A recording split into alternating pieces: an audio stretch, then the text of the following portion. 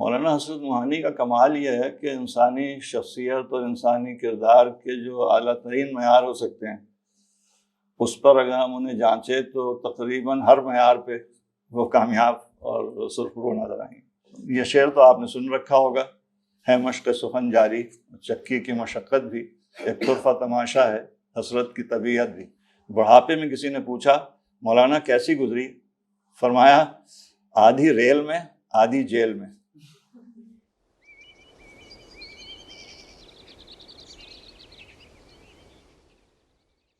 جی السلام علیکم، بسم اللہ الرحمن الرحیم۔ رب اشرح لی صدری ویسر لی امری واحلل عقدۃ من لسانی یفقہوا قولی۔ آج کی مجلس میں دراصل ہم چاہ ہی رہے ہیں کہ کچھ گفتگو کریں مولانا حسرت موہانی کے حوالے سے۔ حسرت موہانی ہماری تاریخ کے یقیناً بہت بڑے اور عظیم لوگوں میں ہیں، اور ان کا تذکرہ ہمارے لیے تو ظاہر ہے یعنی روحانی تقویت کا ذریعہ ہے، اور نوجوان نسل کے لیے شاید اس میں بہت سے سبق اور بہت سے معیار مہیا ہوتے ہیں۔ یہ کم از کم جو بڑے آدمی کی اور عظیم آدمی کے معیار ہم سمجھتے ہیں اس کے مطابق ایک ہمیں حقیقی زندگی کی مثال اور بہت ماضی قریب کی مثال مل جاتی ہے۔ کیونکہ ہم اکثر عظیم شخصیات کا تصور کرتے ہیں دینی اعتبار سے تو ہمیں قرون اولیٰ کے مسلمان یاد آتے ہیں اور ان کا تصور بنتا ہے، اور ٹھیک ہے وہ آئیڈیل ہیں ہمارے بلا شبہ، لیکن ایک رجحان یہ قائم ہوتا ہے کہ وہ اس دور کے لوگ تھے۔ آج کل کے حالات میں اتنے عظیم کردار کا مظاہرہ بہت مشکل کام ہے، اب تو ہم جیسے ہی لوگ ہوں گے۔ تو اس تاثر کو تھوڑا سا تبدیل کرنے کے لیے شاید یہ بہتر ہے کہ اگر کچھ زندہ افراد اس معیار کے مل جائیں تو سبحان اللہ، وہ سب سے اعلیٰ چیز ہے۔ لیکن اگر فی الحال ہم ماضی قریب کے لوگ دیکھیں جو بہت پرانے نہیں ہیں تو بھی ہماری یعنی ایک ذہنی تربیت ہوتی ہے، کچھ ہمارے انسانیت پر اور اپنے اعلیٰ معیارات پر اعتبار قائم ہوتا ہے، اور امید پیدا ہوتی ہے کہ انشاءاللہ اس دور میں بھی کوئی ہمت کرے تو ان جیسا ہو سکتا ہے۔ ہماری تاریخ میں پچھلے کوئی 100-150 سال میں بہت اچھے، بہت عظیم اور بہت صاحب کردار لوگ پیدا ہوئے جس کی وجہ سے ہم آزاد ہوئے، ورنہ اگر ایسے افراد نہ ہوتے تو یقیناً بہت مشکل۔ پچھلے 200 سال میں بہت عظیم شخصیات ہمارے یہاں ہیں ماشاءاللہ، لیکن اس وقت ہم نے انتخاب کیا ہے مولانا حسرت موہانی کا۔ ان کی ولادت ہے ایک ریسرچ کے مطابق 1875، اور کچھ دوسرے محققین کا خیال ہے کہ 1880۔ ان کا انتقال ہوا ہے 1951 میں، اور انتقال ہوا ہے ہندوستان میں، جس کا ابھی ہم تھوڑی دیر میں تذکرہ کریں گے۔ ان کی شہرت اور ان کی شناخت ایک سے زیادہ پہلوؤں سے ہے۔ اردو ادب میں یہ بہت بڑے شاعر اپنے دور کے، رئیس المتغزلین کا ٹائٹل شعراء نے اور ادبی حلقوں نے انہیں دیا۔ شاعری میں، سیاست میں رئیس الاحرار، زمانے میں احرار تحریک چلی تھی تو اس میں بھی بہت سرگرم تھے۔ مسلم لیگ کے بہت سینئر لوگوں میں شامل تھے، اور مسلم لیگ کے اجلاس کی صدارت کرتے رہے، اور سالانہ جو ان کا اجلاس ہوتا تھا جس میں وقت کا مسلم لیگ کا صدر ہی صدارت کرتا تھا، اس میں بھی انہوں نے 1921 میں صدارت کی ہے۔ آل انڈیا مسلم لیگ کے سالانہ اجلاس کی۔ سیاست میں پہلے انہوں نے کانگریس جوائن کی، پھر مسلم لیگ جوائن کی، کمیونسٹ پارٹی میں بھی رہے، بلکہ اس کے بانیوں میں شامل ہیں۔ یہ ایک چونکانے والی بات ہے، لیکن اس پہ ہم انشاءاللہ پھر بعد گفتگو کرتے ہیں۔ مولانا حسرت موہانی کا کمال یہ ہے کہ انسانی شخصیت اور انسانی کردار کے جو اعلیٰ ترین معیار ہو سکتے ہیں اس پر اگر ہم انہیں جانچیں تو تقریباً ہر معیار پہ وہ کامیاب اور سرخرو نظر آئیں گے۔ ہمارا الحمدللہ جو رجحان ہے وہ یہ ہے کہ علامہ اقبال نے جو ہمیں ایک مرد مومن اور شاہین اور مرد کامل کا تصور دیا وہ دین اسلام کی تعلیمات کے عین مطابق ہے، اور انہوں نے قرآن و حدیث کے بہت گہرے مطالعے سے اور بہت غور و فکر سے اسے کشید کیا ہے۔ تو مرد مومن وہی ہے جو اس کو اللہ مرد انسان مطلوب قرار دیتا ہے، لیکن چونکہ وہ ہماری زبان میں بہت شاعرانہ انداز میں پیش کیا گیا تو ہمارے لیے سمجھنا آسان ہے، اور وہ ہمیں بہت متاثر کرتا ہے، انسپائر کرتا ہے، اور ہمیں یہ اعتماد ہے کہ قرآن کے مطالعے سے کہ وہ اقبال کا مرد مومن وہی ہے جو اللہ تعالیٰ جسے مرد مومن اور مطلوب انسان اپنا حقیقی بندہ سمجھتا ہے، تو اس میں کوئی تضاد نہیں۔ اقبال کے حوالے سے صرف یہ آسانی ہو جاتی ہے کہ وہ ہماری زبان میں اور ایک شاعرانہ اور بڑے ادبی انداز میں جو ہم سمجھ سکتے ہیں۔ قرآن تو خود بہت زیادہ ادبی شاہکار ہے، لیکن وہ چونکہ ہم اس سے اس درجے میں محظوظ نہیں ہو پاتے، تو اقبال کے ذریعے سے ہمیں اس کی ایک جھلک مل جاتی ہے کہ مرد مومن کیا ہے۔ آپ لوگوں کو ماشاءاللہ سب کو یہ آئیڈیا ہے کہ اقبال مرد مومن کسے کہتے ہیں۔ اس پیمانے سے اگر ہم دیکھتے ہیں تو ان کی خودداری اور کردار کی بلندی کا عالم یہ ہے کہ ایم اے او کالج علی گڑھ سے بالکل ابتدائی دور میں جب وہ قائم ہوا تھا، انہوں نے گریجویشن کیا بی اے، اور اس زمانے میں علی گڑھ کی بی اے ڈگری کا مقصد ہوتا تھا شاندار کیریئر، سرکاری ملازمت فوراً ملتی تھی، ڈپٹی کلیکٹر بن جاتے تھے فوراً، اس کے بعد پھر حسب حوصلہ ترقی ہوتی تھی تو بہت اسٹینڈرڈ آف لیونگ چینج ہو جاتا تھا۔ یعنی آج کل کسی بڑی سے بڑی یونیورسٹی کا ایم بی اے یا کوئی اور ڈگری اس کی وہ ویلیو نہیں ہے جو اس وقت یعنی 20ویں صدی کے شروع میں علی گڑھ کے بی اے ڈگری کی ویلیو تھی۔ انہوں نے طالب علمی کے دور سے یہ فیصلہ کیا اصولی بنیاد پر کہ میں نے سرکاری ملازمت نہیں کرنی ہے، اور اس درجے اس پہ یعنی اعتماد کے ساتھ قائم تھے کہ یہ میرے ایمان کے خلاف ہے۔ ایک غاصب حکومت جس نے ہندوستان پہ ناجائز طریقے سے قبضہ کیا ہوا ہے، ہمیں غلام بنایا ہوا ہے، اس کی حکومت کا ایک پرزہ بن کر اس کو تقویت پہنچانا اور اس کے کارکن کے طور پہ، کارندے کے طور پہ کام کرنا، اور اس ظلم اور استبداد اور جو ایک غاصبانہ نظام قائم ہے اس کا کل پرزہ بن کے اپنے کیریئر بنانا اور پیسے کمانا اور اپنے بچوں کا اسٹینڈرڈ آف لیونگ امپروو کرنا، یہ میرے ایمانی غیرت کو گوارا نہیں۔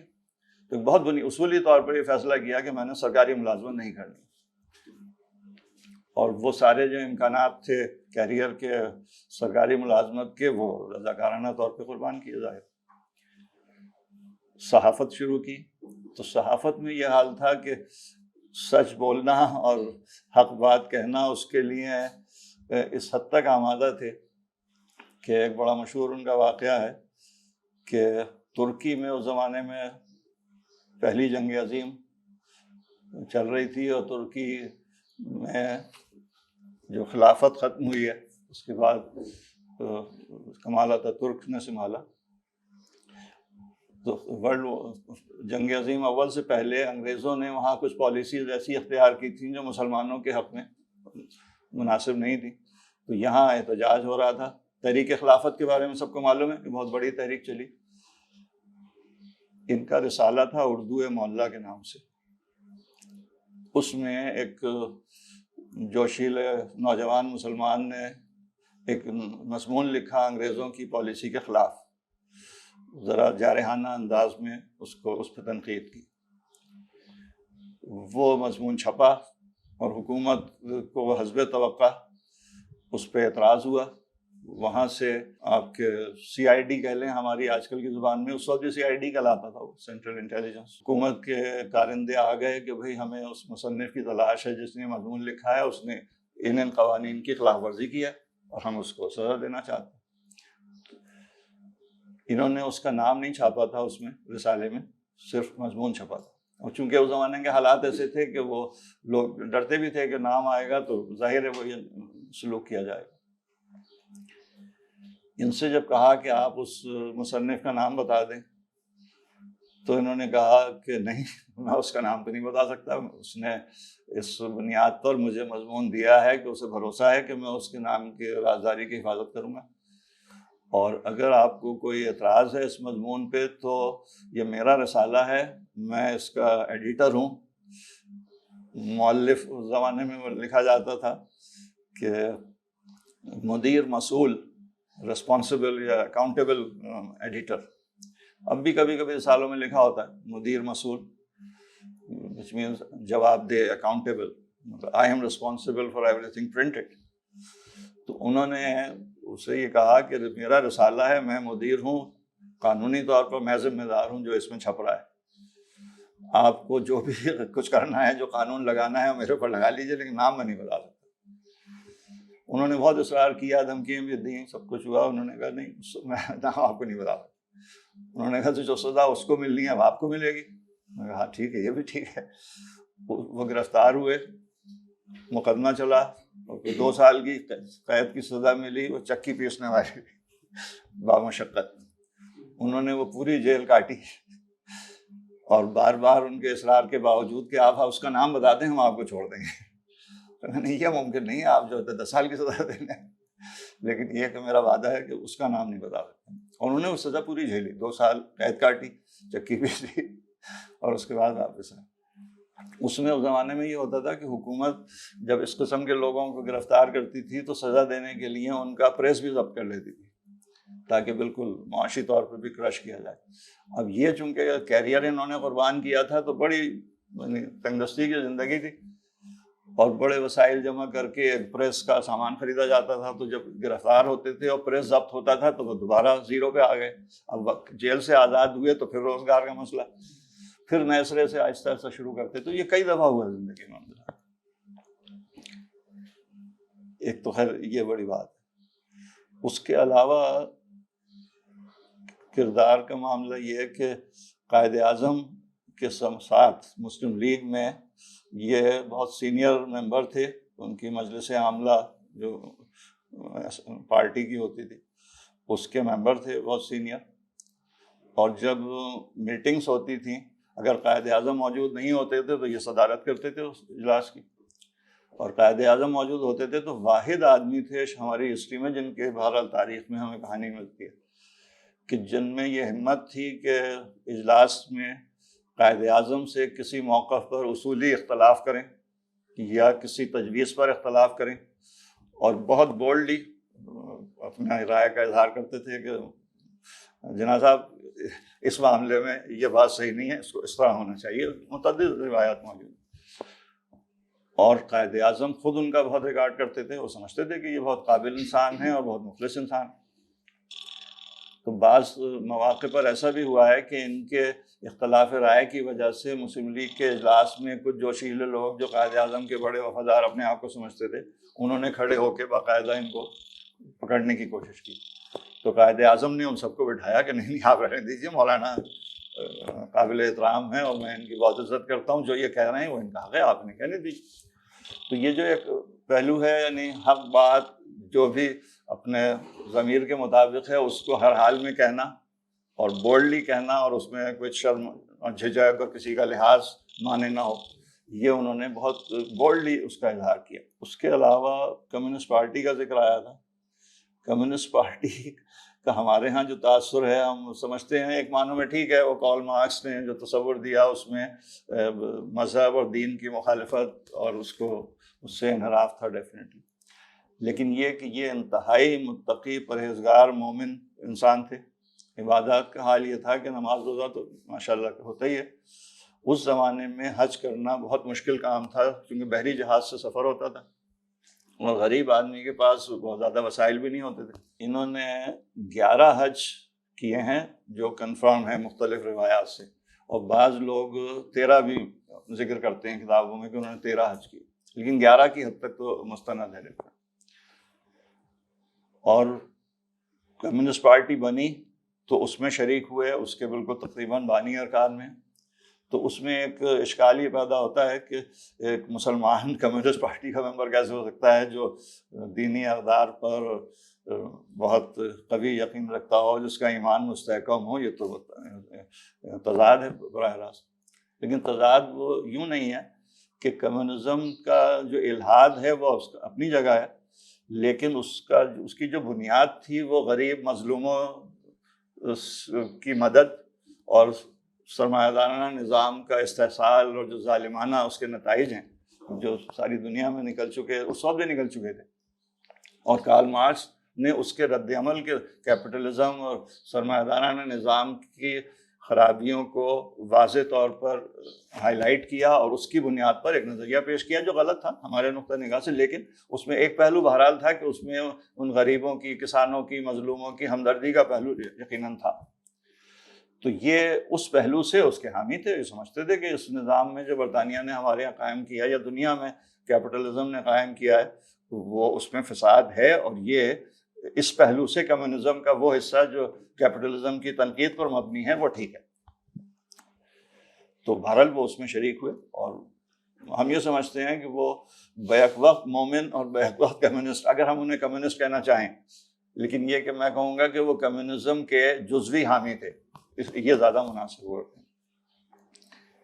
اچھا، اس حوالے سے اور گفتگو ابھی ہم کرتے ہیں، لیکن ان کے کردار کی بعض اہم خوبیاں، ایک مضمون ہے. شوکت تھانوی ہمارے بڑے اچھے ادیب اور مزاح نگار کہلاتے تھے، لیکن بہت اچھے ادیب تھے، شاعر بھی بہت اچھے تھے، لیکن شہرت ان کی ادیب کے طور پر. تو وہ جنگ اخبار میں کالم لکھا کرتے تھے پاکستان بننے کے بعد. تو ان کا ایک کالم چھپا تھا جس کا اس کالم کا مستقل عنوان تھا وغیرہ وغیرہ، اور اس عنوان سے بعد میں دوسرے لوگوں نے بھی کالم لکھے. تو انہوں نے 16 مئی 1958 کو ایک کالم لکھا تھا حسرت موہانی کے حوالے سے. تو میری خواہش یہ ہے کہ میں اگر اس کا لب لباب اپنے الفاظ میں پیش کروں گا تو ذرا اس کا حق ادا نہیں ہوگا. سچی بات ہے. شوکت تھانوی ادیب ہیں اور بہت اچھے ادیب ہیں ماشاءاللہ. تو انہوں نے جس انداز میں ان واقعات کا ذکر کیا ہے حسرت موہانی کے، وہ اگر ہم انہی کے الفاظ میں دیکھیں تو شاید زیادہ مناسب ہوگا اور ہم اس کے ساتھ انصاف ہوگا. تو میں آپ سے اجازت لے کے اس کو پڑھتا ہوں. یہ شوکت تھانوی کہہ رہے ہیں، میں آل انڈیا ریڈیو سے وابستہ تھا اور لکھنؤ اسٹیشن پر تعینات تھا. اس زمانے میں آل انڈیا ریڈیو لکھنؤ کے اسٹیشن ڈائریکٹر مسٹر سومناتھ چب تھے. معلوم نہیں یہ شوق خود چب صاحب کو ہوا یا آل انڈیا ریڈیو کے ہیڈ کوارٹر کی ہدایت تھی کہ جس طرح بھی ممکن ہو مولانا حسرت موہانی کو ریڈیو میں لا کر خود انہی سے ان کی ایک آدھ غزل پڑھوا کر ریکارڈ کر لی جائے. چب صاحب نے یہ خدمت میرے سپرد کی کہ میں کانپور جا کر مولانا حسرت کو جس طرح بھی ہو لکھنؤ لے آؤں. کانپور پہنچ کر میں سیدھا اس سڑک پر پہنچا جو حسرت روڈ کہلاتی تھی. خیال تھا کہ اپنے نام کی اسی سڑک پر کہیں نہ کہیں مولانا رہتے ہوں گے، مگر وہاں پہنچ کر معلوم ہوا کہ سڑک تو بے شک ان کے نام کی ہے، مگر اس سڑک پر اس نام کا کوئی شخص نہیں رہتا. پتہ چلا کہ ایک اور محلے میں ایک مسجد کے پاس مولانا حسرت کا مکان ہے. پوچھتا ہوا اسی پتے پر پہنچا اور اسی مسجد سے ایک شخص کو پانی کا بھرا ہوا گھڑا لے کر نکلتے ہوئے دیکھا اور غور سے دیکھ کر پہچان لیا کہ مسجد کے نل سے پانی بھرنے والا یہی وہ شخص ہے جس کو سیاسی دنیا رئیس الاحرار کہتی ہے اور دنیائے شعر میں یہی شخص رئیس المتغزلین کہلاتا ہے. مولانا حسرت موہانی نے گھڑا گھر میں پہنچانے کے بعد ایک ٹوٹی ہوئی چارپائی پر مجھے بٹھایا اور خود بھی بیٹھ گئے. مگر جب میں نے حاضری کا مقصد بتایا تو ریڈیو کا نام سن کر چونکے، مگر اس سے پہلے کہ وہ انکار کرنے کے بعد اپنے انکار پر اڑ جائیں، میں نے ریڈیو پر جا کر اپنی آواز محفوظ کرا دینے کو ان کی اتنی بڑی ادبی خدمت ثابت کیا کہ میری خوش گفتاری نہ صحیح مگر خوش نصیبی تھی کہ وہ آمادہ ہو گئے، اور آمادہ بھی ایسے ہوئے کہ مجھ سے فرمایا کہ بہتر ہے ابھی چلتا ہوں آپ کے ساتھ، رات کی ٹرین سے واپس بھیج دیجیے گا. کچھ نہ پوچھیے میری خوشی کا عالم. معلوم ہوتا تھا کہ نہر شیریں لے جا رہا ہوں باغ خسرو میں. کانپور کے اسٹیشن پر پہنچ کر میں تو تانگے والے کو کرایہ دیتا رہ گیا. مولانا نہ جانے کہاں غائب ہو گئے. ادھر ادھر ڈھونڈا تو آپ 3rd کلاس کی بکنگ کی کھڑکی سے واپس آتے نظر آئے۔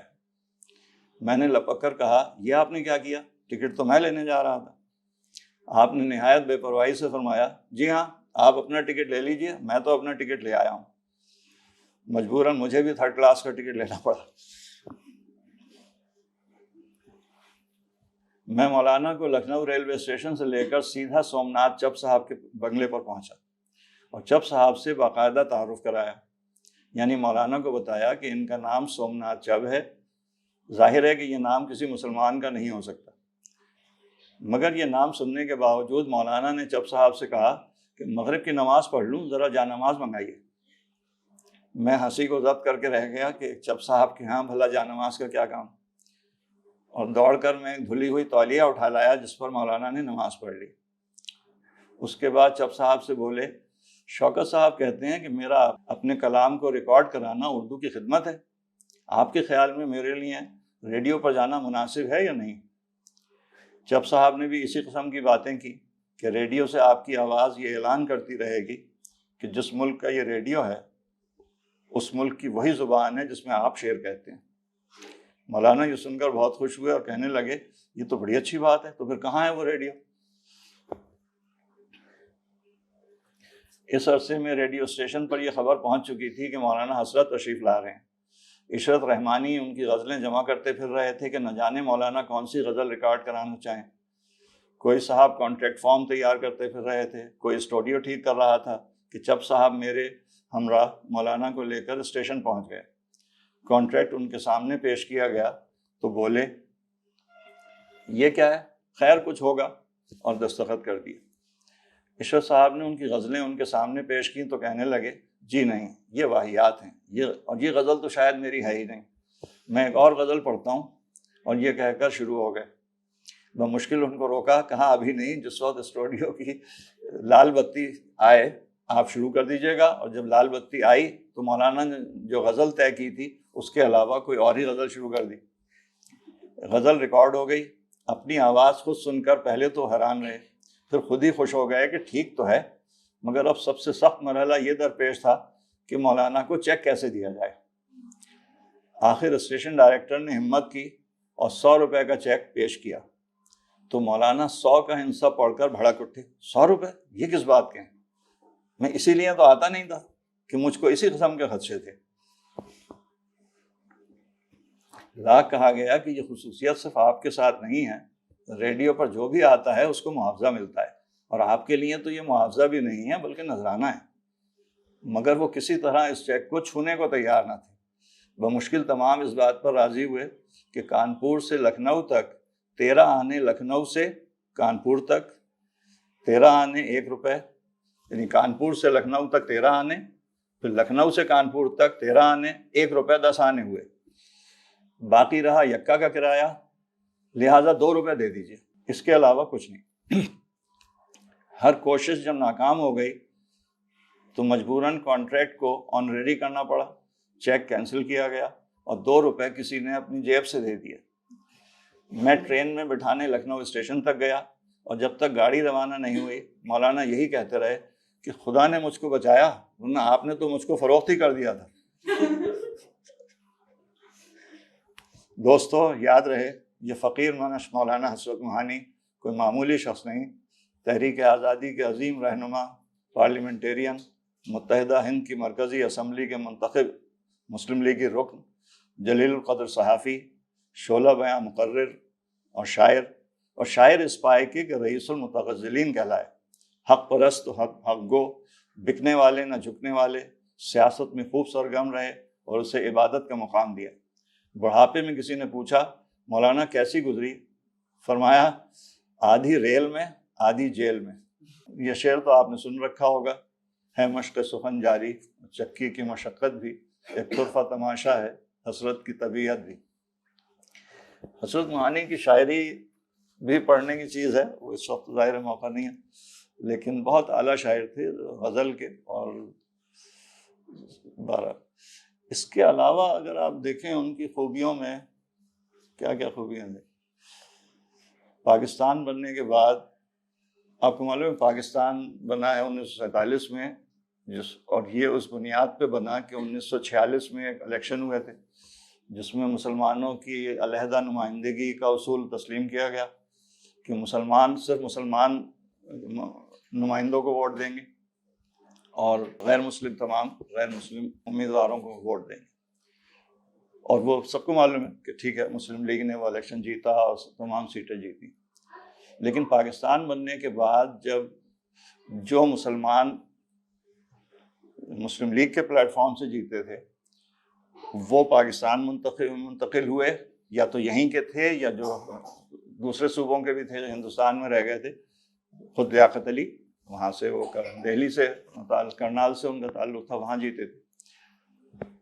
پاکستان کی اسمبلی میں وہ ممبران آئے، اس سے ایک لیجسلیٹو اسمبلی بنی، اس کو زمانے میں کنسٹیٹیوشنل اسمبلی کہتے تھے، آئین ساز اسمبلی، جس کا کام تھا کہ وہ یعنی جس کو مینڈیٹ تھا کہ وہ پاکستان بننے کے بعد ہمارا آئین بھی بنائے گی.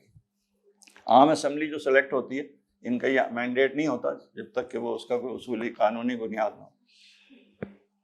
جب پاکستان کی پہلا اجلاس ہوا ہے قومی اسمبلی کا، یعنی لیجسلیٹو اسمبلی کا، اس سے پہلے جب یہ لوگ پاکستان منتقل ہو رہے تھے تو حسرت موہانی ایک الیکٹڈ ممبر تھے اس اسمبلی کے. اگر وہ پاکستان آتے تو یقیناً وہ کسی اہم وزارت کے تو فوراً اہل ہوتے، اس لیے کہ مسلم لیگ کی جو ہائی کمان تھی اس کے وہ سینئر لیڈر تھے. اگر لیاقت علی وزیر اعظم بھی ہوتے تب بھی وہ ایک کسی اہم وزارت میں یہ ضرور ہوتے اپنے رینک کے اعتبار سے، اور یہ سب کو پتا تھا. لیکن جس بات سے ہمیں دلچسپی ہے وہ یہ کہ ان کے کیریکٹر کا یہ پہلو آپ اندازہ لگائیے کیا ہے کہ وہ واحد آدمی تھے مسلمان جو یہاں نہیں آئے اور ان سے یہ کہا اپنی قیادت سے کہ آپ پاکستان جائیے، آپ حکومت بنائیے، میں یہاں رہوں گا. یہ جو غریب مسلمان آپ یہاں چھوڑے جا رہے ہیں ان کو بھی تو کوئی دیکھنے والا ہونا چاہیے، ان کی نمائندگی کون کرے گا؟ تو میں انڈین اسمبلی کا ممبر بنوں گا اور یہاں ان مسلمانوں کی نمائندگی کروں گا. اور وہ انہوں نے کیا آخر وقت تک. اور جو بھی ان کا کیریکٹر تھا کہ مسلمانوں کے لیے انڈین اسمبلی میں ایک اتنا بولڈ آدمی، ایک بہت بڑی سپورٹ تھی کہ جو بھی مفادات ہیں، جو بھی موقف ہے وہ کم از کم بولڈلی پیش کیا جائے گا. تو یہاں کے جو دنیاوی مفادات ممکن تھے، آزاد ملک جو اپنی کوششوں سے بنا ہے اور اس کے پھل کھانے کا وقت آیا ہے، تو اس سے رضاکارانہ طور پہ دستبردار ہونا اور اس مخالفانہ ماحول میں رکنا صرف اس لیے کہ یہ جو کروڑوں آپ یہاں چھوڑے جا رہے ہیں ان کا کون، ان کی نمائندگی کون کرے گا؟ تو میں انڈین اسمبلی میں رہوں گا اور ان کی نمائندگی کروں. اس کے علاوہ بے شمار واقعات ہیں. مطلب اس وقت میں سمجھتا ہوں کہ علامہ اقبال نے جو ہمیں مومن کا تصور دیا ہے اس میں جس پہلو سے بھی آپ دیکھیں، درویشی بھی اور قلندری بھی اور خودداری بھی اور حق گوئی بھی، جو اقبال کا شعر ہے کہ آئین جواں مرداں حق گوئی و بے باکی، اللہ کے شعروں کو آتی نہیں روباہی. بلکہ وہ دوسرا شعر ہے کہ ہزار خوف ہوں لیکن زباں ہو دل کی رفیق، یہی رہا ہے ازل سے قلندروں کا طریق.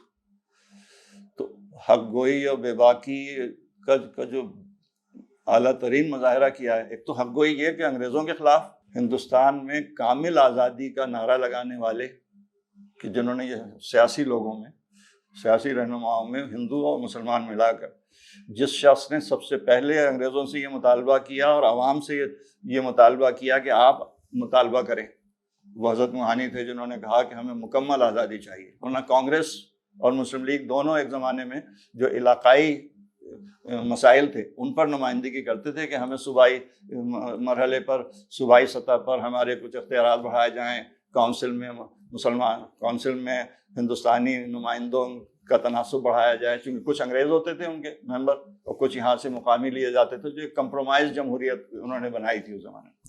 تو سب مسلمان، تمام ہندوستانی پارٹیاں لیجسلیٹو اسمبلی میں ہندوستانی نمائندوں کا تناسب بڑھانے کا مطالبہ کرتی تھیں، یا اس میں کچھ زیادہ اہمیت کہ ہماری تجاویز کو اہمیت دی جائے اور ان کو قبول کیا جائے، اس قسم کے مطالبے ہوتے تھے. حسرت موہانی نے پہلی دفعہ یہ نعرہ لگایا کہ ہمیں مکمل آزادی چاہیے، ہم یہ آپ کی چھوٹی موٹی ہمدردیوں سے ہماری تسلی نہیں ہو رہی. اور پھر عوام سے مطالبہ کیا. اس کے علاوہ تحریک پاکستان سے پیچھے 100 سال کی ہسٹری میں پہلی دفعہ انہوں نے انقلاب زندہ باد کا نعرہ سیاسی جلسے میں، جو اس زمانے میں بغاوت کے مترادف تھا، یعنی انگریزوں کی جس انداز کی حکومت تھی اس میں، یعنی ایسا ہے جیسے آپ اسلام آباد میں کھڑے ہو کے کوئی کسی جو قبیلے کا آدمی اسلام آباد میں کھڑے ہو کے نعرہ لگائے کہ جی ہم آزاد ہونا چاہتے ہیں، تو حکومت کے لیے بغاوت ہے. تو انگریزوں کے ہندوستان میں یہ کہنا کہ ہمیں آزادی چاہیے وہ بالکل بغاوت تھی. اور بے شمار مثالیں ہیں. جیلوں میں اتنی مشقت برداشت کی، اور اتنی، اب مثال آئی نا کہ آدھی عمر ریل میں گزری اور آدھی جیل میں گزری، اس طرح سے زندگی گزاری. سادگی کا تو آپ نے دیکھ ہی لیا. جہاں 100 روپے کا چیک آفر ہو رہا ہے، 2 روپے لے کر، اور اس کو سمجھ رہے ہیں بس یہ انصاف ہے. آپ لوگوں کو اندازہ نہیں ہوا ہوگا یہ آنے والا قصہ. اس زمانے میں 1 روپے میں 16 آنے ہوتے تھے، جو ہمیں یاد ہے، ہمارے بچپن میں بھی تھا یہ نظام. جو اب 100 پیسے ہوتے ہیں، پیسے تو ختم ہی ہو گئے روپے میں، خیر ڈالر میں 100 سینٹ سمجھ لیں. 1 روپے میں 16 آنے ہوتے تھے، تو 13 آنے کا ٹکٹ ایک، اور 13 واپسی کا، تو 26 آنے ہو گئے. تو یہ بنا 1 روپیہ اور 10 آنے، تو 6 آنے کی گنجائش ہے اس میں. وہ انہوں نے کہا کہ یہ آپ وہ جو یکا ٹانگے کا کرایہ ہوگا، ٹانگا اس زمانے میں وہاں نہیں تھا، وہ وکٹوریا ٹائپ کا دوسرے انداز کا وہ یکا ہوتا تھا. تو ریل کا کیا خرچہ، اور وہ بھی 3rd کلاس کا. ورنہ تو بھائی جو 100 روپے کا چیک دے سکتا ہے وہ 5 روپے فرسٹ کلاس کا ٹکٹ بھی دے سکتا ہے، جو زمانے کے جو بھی ریٹ ہو. لیکن یہ کہ چیک لینے کو سمجھ رہے ہیں کہ میں فروخت ہو رہا ہوں، اور جبکہ غربت ہے. یعنی معاشی حالات ایسے نہیں ہیں. اس زمانے میں 100 روپے بہت بڑی چیز تھی، آج کل کا تو کوئی پیمانہ ہی نہیں ہے اس لحاظ سے. تو 2 روپے لے کے، یعنی انتہائی خودداری. وہ صاحب جو لینے آئے ہیں ان کا بھی انتظار نہیں کر رہے ہیں، وہ اپنے تانگے کے پیسے دے رہے ہیں اور فوراً ٹکٹ لینے چلے گا کہ میرا ٹکٹ یہ نہ لے لیں گے. اور حالات یہ ہیں کہ ان کا نہیں، جو ہماری جو آج کل کا کلچر ہے بڑا مختلف ہے. ہم زیادہ دریا دلی دکھائیں گے تو ان کا بھی لیں گے اگر گنجائش ہوگی کہ ذرا ہم. تو اپنا کریکٹر یہ کہ میں غریب آدمی ہوں، میں یہ بھی نہیں چاہتا کہ آپ میرا ٹکٹ لیں اور میں آپ کا بھی نہیں لوں، اپنا ٹکٹ لے کے واپس آ گئے. تو یہ جو اس قسم کے کریکٹر ہیں، یہ مطلب بہت عجیب چیزیں ہیں، آج کل کا ہم تصور نہیں کر سکتے اس انداز. باقی یہ کہ واقعات تو بہت ہیں. ایک زمانے میں تحریک چلی تھی ہندوستان میں، ترک موالات، نان کوآپریشن موومنٹ، جس میں مسلم لیگ اور کانگریس دونوں شریک تھے. تو وہ جس طرح بھی حکومت کو ڈیفائی کرنا، اور یہ ظاہر کرنا کہ عوام آپ سے متنفر ہو گئے ہیں، آپ کا کوئی حکم سننے کو تیار نہیں ہے. اس میں گاندھی جی نے بھی بہت وہ کی، لیڈرشپ کی، اور بہت لوگوں نے. ان کے ساتھ ایسے واقعات ہوئے ہیں کہ یہ بھی اس کے حامی تھے کہ ہاں ہمیں بھی برطانوی حکومت سے کوآپریٹ نہیں کرنا چاہیے. تو ایک دفعہ وہ سمن کہتے ہیں نا، وہ جو وارنٹ نکل کے آتے ہیں عدالت سے، وہ سپاہی لے کے آئے سمن کہ آپ کو فلانی تقریر کی وجہ سے گرفتار کیا جاتا ہے اور آپ چلیے. یہ جہاں کھڑے ہوئے تھے انہوں نے کہا کہ نہیں، میں تو نہیں جاؤں گا. نہیں، ہم سمن لے کے آئے. یہ سمن تو آپ کی حکومت کا ہے نا، اس کی اطاعت کرنا یہ بھی تو تعاون ہے، میں تو نہیں کر سکتا. مطلب آپ ایک حکم دے رہے ہیں اور میں آپ کے ساتھ چل کے جا رہا ہوں، تو یہ بھی تو تعاون ہو گیا کہ میرے تعاون نہ کرنے کا عہد کیا میں تو نہیں جاؤں گا. اب انہوں نے کہا کہ ہم آپ کو زبردستی لے جائیں گے. ٹھیک ہے، زبردستی لے جائیں، میں قدموں سے چل کے نہیں جاؤں گا. انہوں نے باقاعدہ پکڑ کے کھینچنا شروع کیا. اب انہوں نے جو مزاحمت کی، یہ وہاں گر گئے، اور زمین میں جو گھاس آ گئی ہاتھ میں، وہ گھاس کو ہاتھ سے پکڑا ہوا ہے، اور وہ پاؤں پکڑ کے کھینچ رہے ہیں، مولانا کو کھینچتے ہوئے لے کے جا رہے ہیں. وہ گھاس تھوڑی دیر میں ٹوٹ گئی ظاہر ہے، لیکن یہ کہ اس حالت میں چلے جا رہے ہیں کہ کھڑے ہو کے اپنے پاؤں سے نہیں جاؤں گا، کیونکہ یہ بھی تعاون ہے. یعنی اس طرح سے اس فیصلے کو یا اس ارادے کو انٹرپریٹ کرنا کہ بھائی یہ تو پاؤں سے چل کے جانا ہے، یہ بھی تعاون ہو رہا ہے، تو یہ میرا جو وعدہ تھا تعاون نہ کرنے کا وہ وائلیٹ ہو رہا ہے. ایک دفعہ ادبی جلسے میں تقریر کر رہے تھے، چونکہ ظاہر ہے شاعر تو بہت بڑے ادیب تھے. انہوں نے بائی دا وے غالب کی دیوان کی شرح بھی لکھی ہے، تو میرے پاس بھی ہے ان کا شرح دیوان غالب حسن موہانی لکھ رہے ہیں. تو ادبی جلسہ تھا، اس میں یہ کچھ شاعری کی اقسام بیان کر رہے تھے کہ عاشقانہ شاعری ہوتی ہے، عارفانہ، ناصحانہ، ایسے انہوں نے کافی الفاظ استعمال کیے. تو ایک نوجوان سامنے تھے، وہ ہوٹ کرنے کے انداز میں انہوں نے کہا مولانا اپنی شاعری کے بارے میں کیا خیال ہے؟ تو فوراً کہتے ہیں فاسقانہ. چونکہ بہرحال وہ مجازی شاعری تھی اور ان کا ایک انداز تھا. ذاتی زندگی میں بہت محتاط اور بہت متقی انسان تھے، لیکن شاعروں کا ایک ہوتا ہے امیجنیشن میں. بلکہ مجھے اس وقت ابھی یاد آئی وہ بات کہ وہ جو ان کا مسلک اور شاعری میں مجازی شاعری اور تقویٰ ایک ساتھ چلانا بڑا آزمائش کا کام ہے. اس میں ان کا ایک شعر ہے کہ کٹ گئی احتیاط عشق میں عمر، کٹ گئی احتیاط عشق میں عمر، ہم سے اظہار مدعا نہ ہوا. کٹ گئی احتیاط عشق میں عمر، ہم سے اظہار مدعا نہ ہوا. ساری زندگی یعنی مزاجاً شاعر ہو اور تقویٰ بھی ہو، تو اس کے درمیان جو کیفیت ہو سکتی ہے وہ مطلب اس کا اظہار آپ دیکھیں بہت عجیب چیز. کٹ گئی احتیاط عشق میں عمر، ہم سے اظہار مدعا نہ ہوا. اور ایک اور ان کا بڑا شعر ہے کہ غم آرزو کا حسرت سبب اور کیا بتاؤں، غم آرزو کا حسرت سبب اور کیا بتاؤں، میری ہمتوں کی پستی میرے شوق کی بلندی. غم آرزو کا حسرت سبب اور کیا بتاؤں، میری ہمتوں کی پستی میرے شوق کی بلندی. یہ جو شوق کی بلندی والی بات ہے نا، یہ بالکل وہ اقبال کا جو تصور ہے نا، بلند عزائم، بڑے مقامات کی آرزو، اس معاملے میں بھی وہ جو تصور ہے خودی کا اس دور میں، یعنی خودی کی جو بھی اعلیٰ ترین سطح ممکن تھی اس پہ نظر آئیں گے. بھئی یہ اندازہ لگائیے کہ ان کی بیگم بھی بہت ماشاءاللہ مجاہدہ تھیں. ایسی شخصیت کا ساری عمر ساتھ دینا وہ بھی بہت بڑا مارکا ہے. جو لوگ سمجھتے ہیں کہ کیا بہت زیادہ انہوں نے ساتھ دیا، جبکہ اس زمانے میں پردے کا اس کا بھی بہت سخت وہ تھا، اور یہ تو بہت ہی مطلب روایتی مسلمان تھے، بہت زیادہ روشن خیالی والا معاملہ بھی نہیں تھا. تو وہ برقع اس زمانے میں پہنتی تھیں، اور لیکن بعض اوقات انہوں نے بھی سیاسی جلسوں میں شرکت کی ہے، تقاریر بھی کی ہیں، اور خواتین کے لیے انہوں نے بہت کام کیا. جب پاکستان بنا ہے تو ان کی بیٹی ایک تھیں، بیٹا نہیں تھا. وہ ان کے داماد جو تھے وہ تقریباً ان کے ہم شکل تھے، اور بھتیجے تھے غالباً ان کے. تو بیٹی اور داماد 1947 میں ہجرت کر کے یہاں آئے تھے. یہاں نارتھ ناظم آباد میں اے بلاک میں ان کا گھر ہے، وہ بہت معمولی سا درمیانے درجے کا. اتفاق سے میں آج کل جہاں رہتا ہوں بالکل اس سے ایک گلی چھوڑ کے ان کی بیٹی کا اور داماد کا گھر تھا. اب وہ تیسری نسل چل رہی ہے، بلکہ ان کے یعنی نواسے کے بیٹے ہیں اس وقت جو اس وقت وہاں پر ہیں، جن میں سے ایک جو بڑے بھائی تھے ان کا بھی حال ہی میں انتقال ہوا.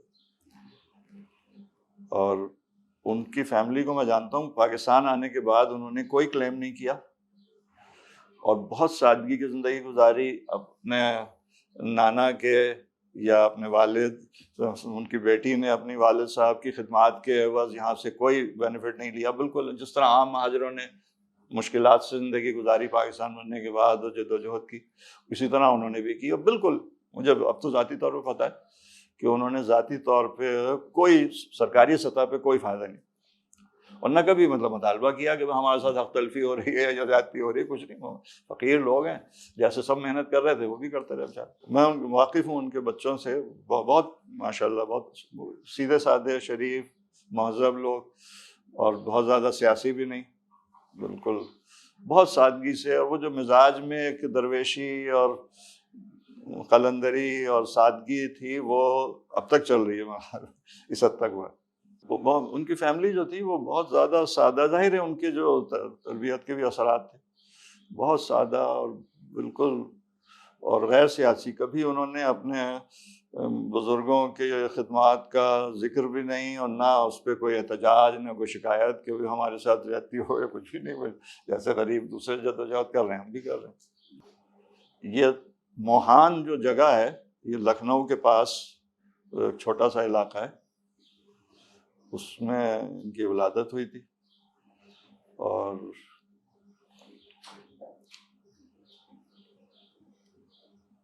ہندوستان میں کانگریس کے زمانے میں بھی بہت تحریکوں میں حصہ لیا۔ اچھا، تحریک خلافت میں بھی ان کا بہت حصہ تھا، جس میں لیڈرشپ تو مولانا محمد علی جوہر کی تھی، مولانا شوکت علی اور مولانا محمد علی جوہر۔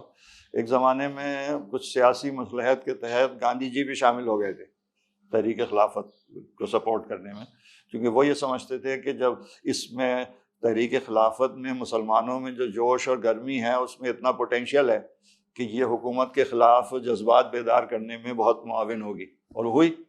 یعنی حقیقت ہے کہ پاکستان بننے میں اگر آپ دیکھیں گے تو تحریک خلافت ناکام ہوئی اس اعتبار سے کہ جو مقاصد تھے وہ حاصل نہیں ہوئے، لیکن اس کے جوش اور ولولے کے نتیجے میں جو حوصلہ پیدا ہوا انگریزوں کو کنفرنٹ کرنے کا اور ان کے سامنے بولڈلی کھڑے ہونے کا، اس کے نتیجے میں پھر یہ ہوا کہ چلیں ہم پورے ملک کی آزادی کی بات کرتے ہیں۔ تو تحریک خلافت کا وہ جو کنٹریبیوشن تھا وہ اتنا تھا کہ گاندھی جی نے بھی اس کو ریکگنائز کیا کہ حالانکہ مسلمانوں کا مطالبہ ہے لیکن اس میں یہ پوٹینشیل ہے کہ یہ انگریزوں کو ہلا دے گا، اور ان کو یعنی ہندوستانیوں کی ہمت بڑھائے گا کہ ہم کھڑے ہو سکتے ہیں انگریزوں کے خلاف۔ اور انہوں نے باقاعدہ ہندوؤں کو بھی ساتھ دیا۔ ایک زمانہ تھا کہ تحریک خلافت میں ہندو بھی شریک ہوتے تھے، کیونکہ گاندھی جی آ گئے تھے لیڈرشپ میں، انہوں نے پھر انوائٹ کیا کہ بھئی یہ تو مسلمانوں کی نہیں ہے، انگریزوں کے خلاف تحریک ہے تو ہم اس میں حصہ لیں گے۔ اور یہ بھی ہوا کہ ایک مرحلے پر گاندھی جی نے ایک واقعے کا بہانہ بنا کے اس سے وڈرا ہوئے، وہ دوسری کہانی ہے، آج کے موضوع سے تعلق نہیں ہے۔ حسن موہانی نے اس میں تحریک خلافت میں بھی لیڈرشپ کا رول پلے کیا۔ ہم اس کو مختصر کر کے ختم کرتے ہیں کہ ان کو اللہ تعالیٰ جزائے خیر دے اور جنت الفردوس میں اعلیٰ مقام عطا فرمائے۔ ہماری دعائیں ان کے ساتھ ہیں، اور یقیناً وہ بہت اعلیٰ مقام پہ ہوں گے، ہمارا یقین ہے کہ بہت اعلیٰ لوگ۔